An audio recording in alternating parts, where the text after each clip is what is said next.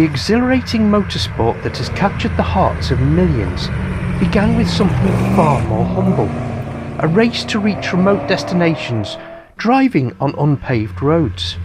But how did rallying evolve from local races to one of the most thrilling motorsports in the world? Today, we'll take a journey through the origins of rallying, how the sport evolved, and how the cars we love today came to be. The story of rallying dates back to the early 20th century. It was the golden age of motoring when cars were still a new phenomenon. The first rally races weren't about circuits or grandstands, they were long-distance events through rugged, unpaved roads. The objective? To race from one city to another, sometimes across several countries, navigating unpredictable conditions.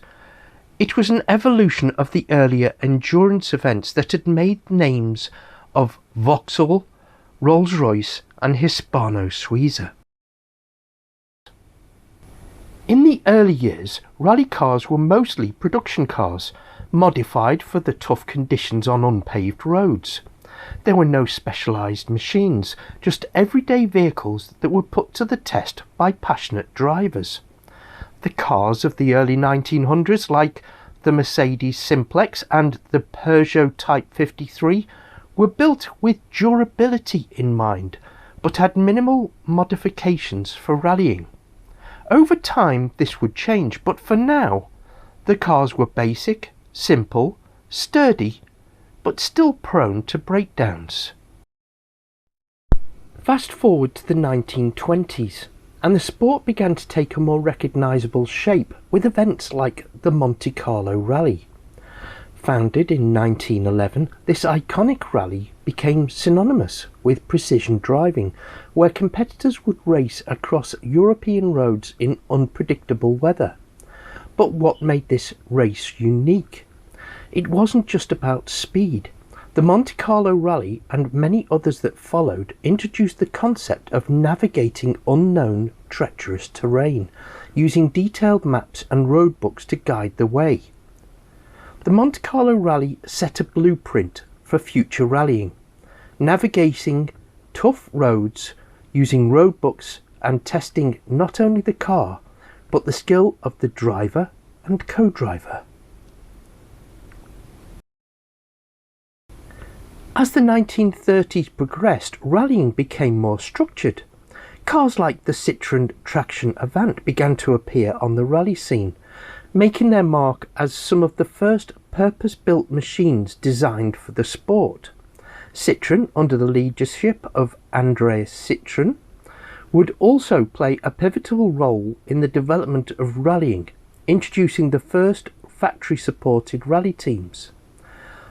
This was when automakers started to realise the marketing potential of rallying, pushing forward cars that were not only fast but reliable on rough terrains. After World War II, rallying saw a brief period of decline as resources were focused on recovery. However, the post-war boom in car production reignited the sport, and by the late 1940s, new cars like the Volkswagen Beetle, Renault 4CV from Germany and France respectively came to prominence. A decade later, from Britain, cars like the Triumph TR3 and Austin Healey 3000 began to dominate rallying events, offering low-cost, reliable vehicles for the mass market, but more importantly, a great marketing tool for the manufacturers.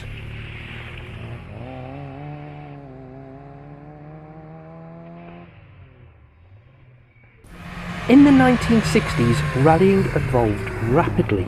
It was during this decade that the sport truly began to take the format we recognise today.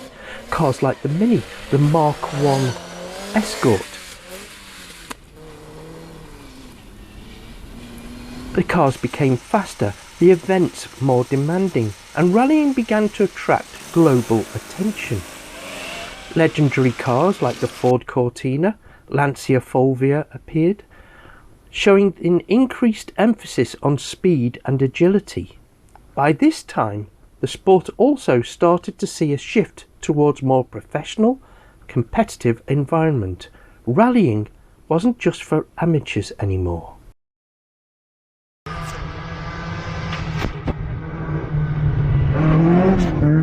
Next time we move on to the 1970s and 1980s, a period widely regarded as the golden age of rallying. Thank you for watching. Please click the like and subscribe and share this video with your friends. We welcome everybody into our community.